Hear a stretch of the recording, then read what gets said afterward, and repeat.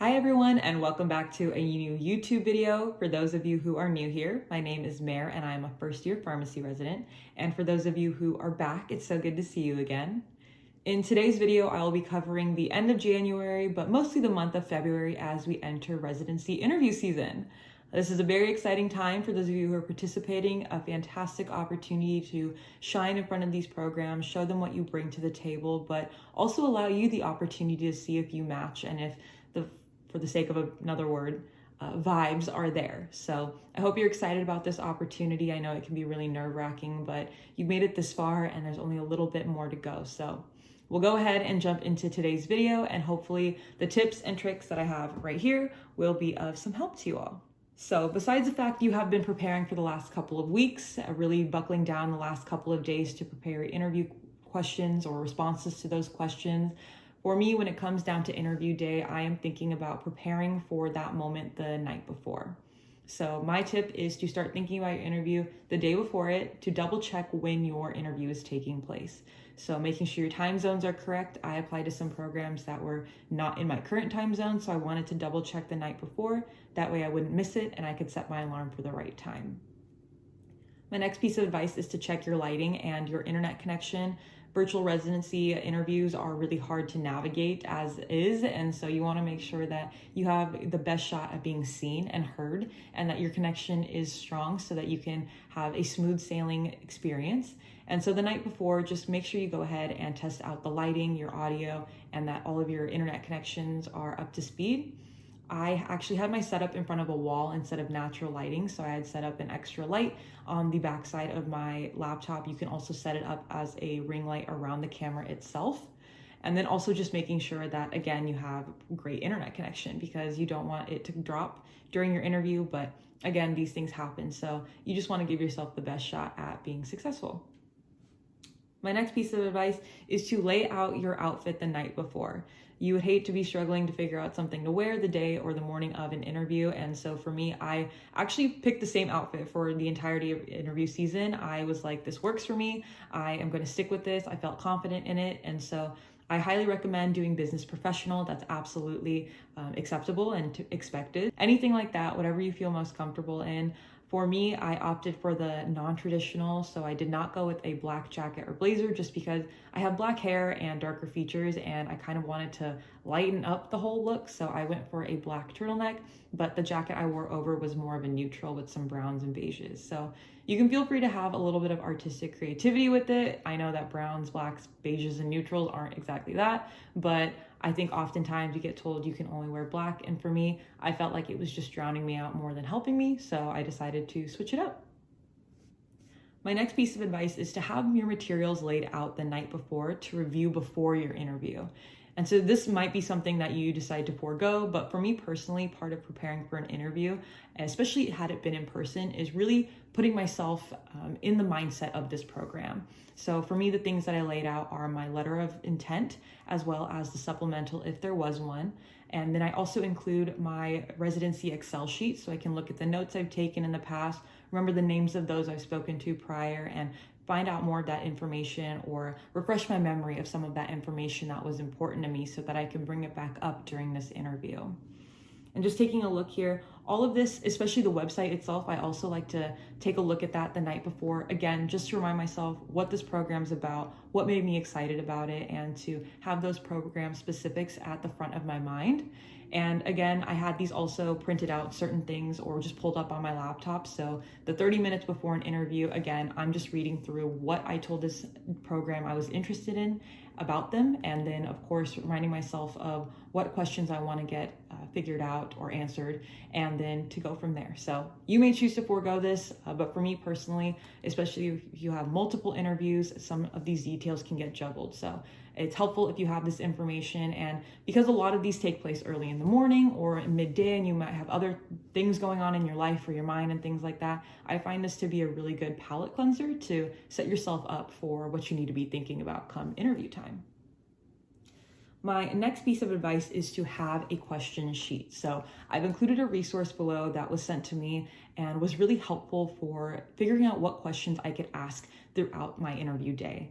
And this was something that really surprised me about pharmacy residency interviews, was that there was a lot of time dedicated to having the interviewee ask questions.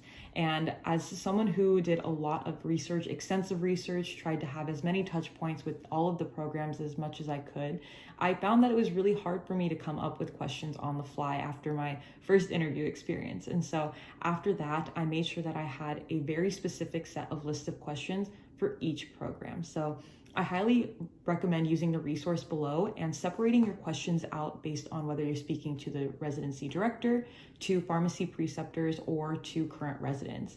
And so you can use some more generic questions, or you can even take the time to tailor them to the specific characteristics about this program that you want to find out more about. For me, again, because I had done so much research, I found that I was having trouble coming up with unique things to show that I was still interested in, that I did want to learn more, because I had felt like I had done so much research. But if you're like me and you're struggling to look for questions or to think of questions, or even if during the interview itself you blank because you are just so happy you made it through answering questions, I think it's great to have that list of questions by you so that you can refer to it prior to entering a room, during your breaks, things like that, just to make sure that you don't have to do more thinking than you already are on your feet. So just trying to make your life easier and offering tips if this is something that can help you. You may also choose to forego this, so whatever it may be. So next up, we have what to expect on interview day. So my first piece of advice is to show up early. And this has two functions. The first is to, again, ensure that your internet connection is up to speed and that you also have great lighting and everything is sorted out, right? You want to make sure that how you come across on the screen and how you sound are good to go before you enter the room. The other thing is that some groups will allow you to speak to the other people who are interviewing that day. And so I think it's a great opportunity to kind of just calm your nerves, feel everyone out, get to know one another, understand that you all are in the same boat. And it's kind of exciting to see who else you'll be participating in that day with and kind of chit chat for a little bit before you get into things. Maybe work on that like morning voice that you have. I don't know about you all, but I clearly sound like I had just woken up when I was doing these things. So to speak a little bit to others and kind of just like get my voice a little warmed up was super helpful. Not to mention, again, the opportunity to kind of know one another. You may see these people at other interviews. They may end up being your co-resident, whether it be at this program or not, but in general, a great opportunity. Plus, you want to show that you know how to communicate with others and know how to show up on time. So it can only help you. It couldn't hurt you. My next tip is to keep water close by. So something that's never happened to me before, but that happened during residency interviews, was I found that my mouth and my throat were getting really dry after talking for so long. And so my biggest piece of advice would be to then keep water off camera, just to the side, so that when you are during your breaks, or if you're in a large group and you have a moment where you aren't the one sharing or speaking, you can take a sip of water. It's great to be hydrated. There's no reason you shouldn't be. And so I think it's something to be mindful of, because you don't want to have to run away to grab water in the middle or anything like that. So just a piece of advice, if you were wondering if you should keep anything close by. For me personally, I'm glad I did, and I continue to do so throughout the rest of the month. And I found that it was really helpful. So just something to consider. My next piece of advice is to have your presentation, if this certain program requires one, have it open and ready. So I know that many have you send your presentation to them beforehand, but they may ask you to share your screen, and you want to make sure that you can do that as quickly as possible. Not to mention, it just eliminates the need for you to have to wait to find a document and bring it up, just because you know it may be something that could happen, and so to show that you're thinking ahead, I always think it's helpful just to have it there. Not to mention, if they do say that they'll share it on your behalf and they end up having technical difficulties, it's great on your part to be prepared. So better to be over-prepared than under-prepared. And for me personally, going into interview day and just an interview in general and kind of just this whole month was to make life as easy for myself as possible.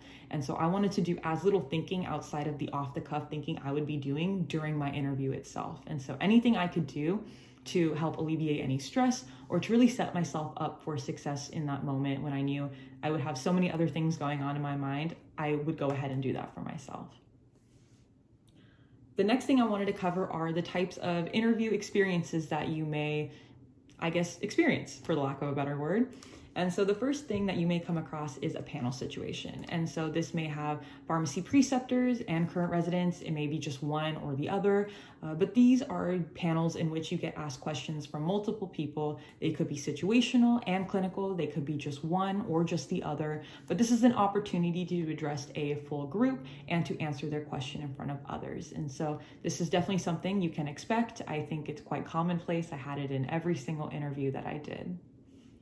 The next type of scenario you may encounter is a one-on-one with the director. So I think this is also very much commonplace because you work so closely with your residency director, and it really is about accomplishing your goals during your residency. I think it's important to establish and to build that rapport, and so to feel that out during the interview process is incredibly important. So being aware that you are not only trying to better understand those you'll be working with on a daily basis, but also your main touch point during your time in residency. The next thing you may encounter is an activity or a debate. So something that involves interacting with another interviewee. And this was something that for some reason I just wasn't expecting, but it was actually a really cool twist. So you may have to lead each other through something. You may have to debate one another on a topic. And my biggest tip for these is to go in there, and if you have to debate something, to take a stance and then to kind of find ways to defend that stance. I think it's important to find a way to be steadfast in what you believe in and to back that up while still being respectful of somebody else's point of view. But again, it's a debate, so you never know what it'll be about. It was, again, kind of fun. You get to know somebody else and the way that they think and whatnot. You pick up on some tips and tricks, and it's really just an opportunity to see how you function in that type of environment. With activities, it really could be a whole host of things. So I would just say go in there with an open mind, give it your best shot, and don't take it too seriously in the event that you feel like, oh, you didn't do what they were expecting of you or anything like that.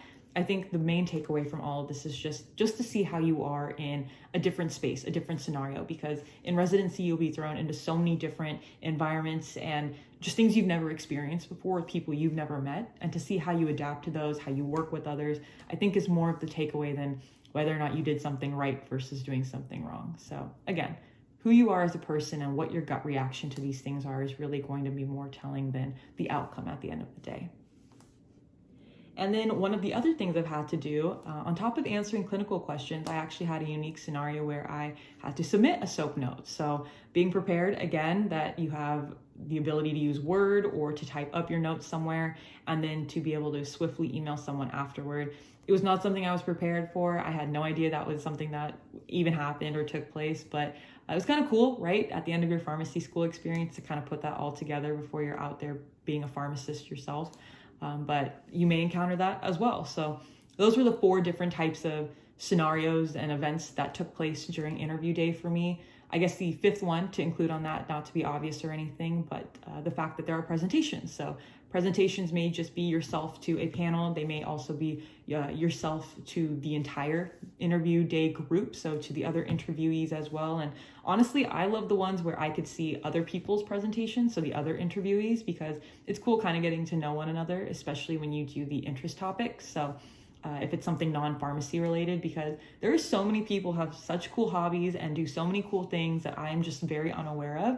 And I love learning about that and having that opportunity to kind of sit back and relax for a small portion of that interview day. So again, all different types of things. Who knows, maybe you'll see something completely different out there. But these were just my experiences and the types of interactions that I had throughout the day. The next thing to use, or I guess kind of just an interview day in general, is to use your breaks. So you will be offered breaks. I highly recommend standing up, stretching your legs, your arms, your back, whatever it may be, just to stand up and get that blood flow moving, because some of these interview days are anywhere from 5 to 6 hours, and sitting the whole time, you get numb. You just want to make sure that you're doing well. And so I recommend standing up, refilling your water, going to the restroom. Don't feel like you need to sit there. They're going to spring something on you. Be sure to take those breaks, because I think it's really important in making sure that your mind's fresh to kind of change up your scenery for even a split second and get some water, and to make sure that you're using the restroom in the event that you need to. So would highly recommend making the most of that time.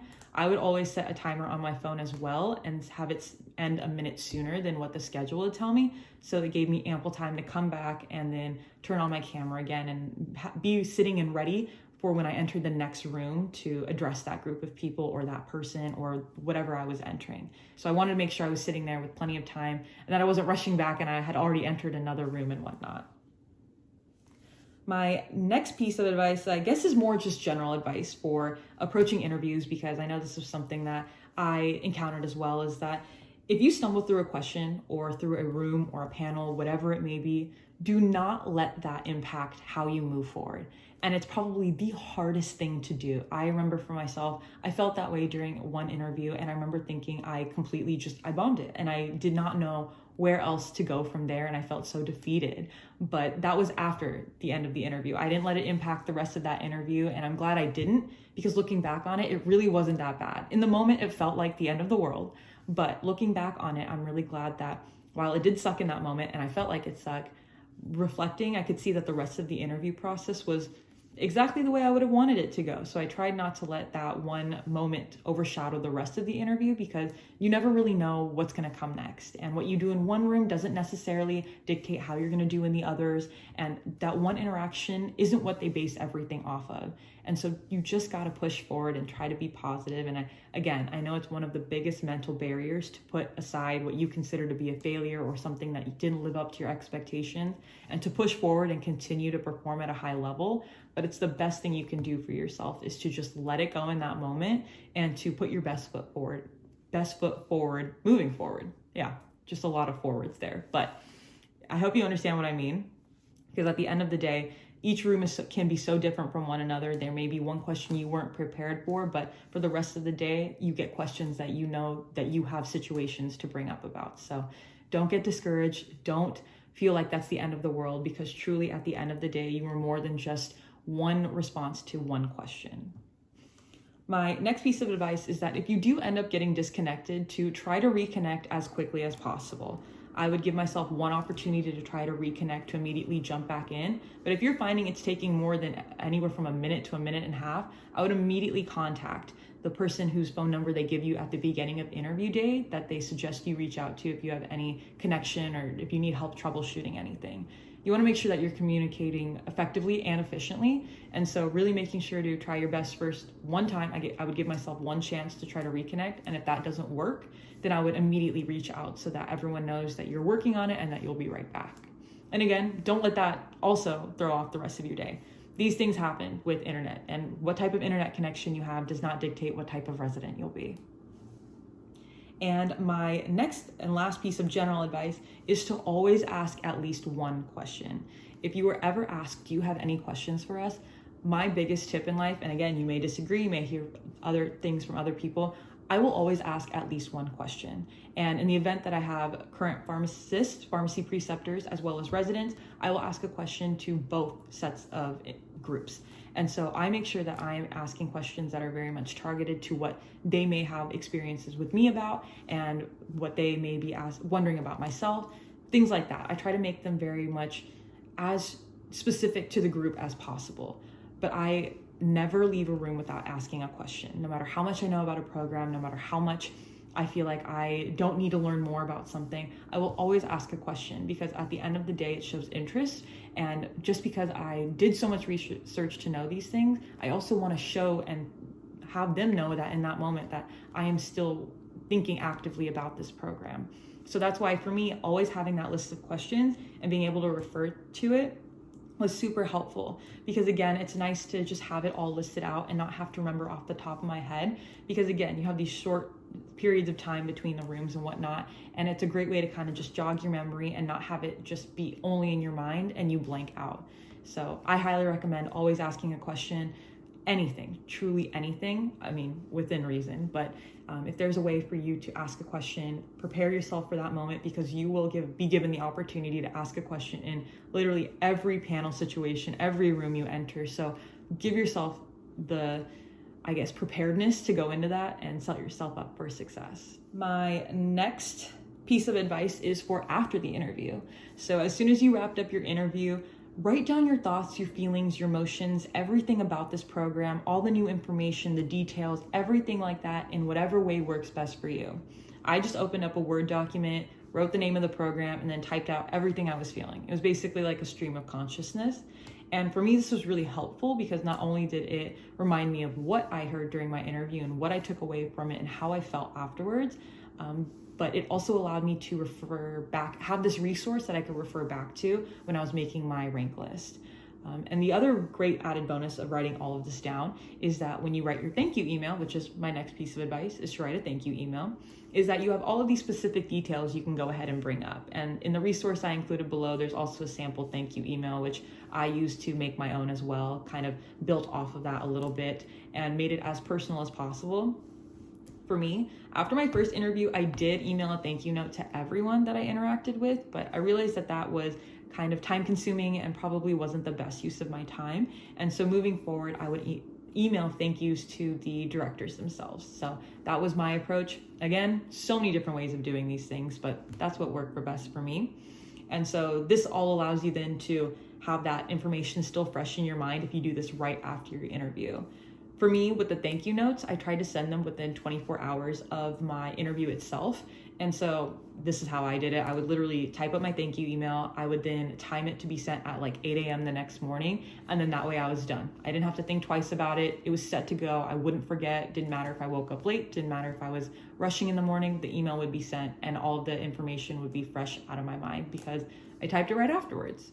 So that will go ahead and wrap up today's video. I want to say thank you so much to all of you who have watched today's video and all of the other ones. I hope that this has been helpful to you and that you feel much more comfortable and confident walking into your, or I guess calling into your first residency interview or whatever interview number this may be. You all got it. You made it this far. You look incredible on paper, and now is your time to show them how incredible you are in person, or I guess virtually, for lack of a better term. So I hope to see you all again in the future when we come to ranking and the match time frame and everything like that. So until we speak again, I hope you and your loved ones are staying safe and healthy, and I'll talk to y'all soon. Bye.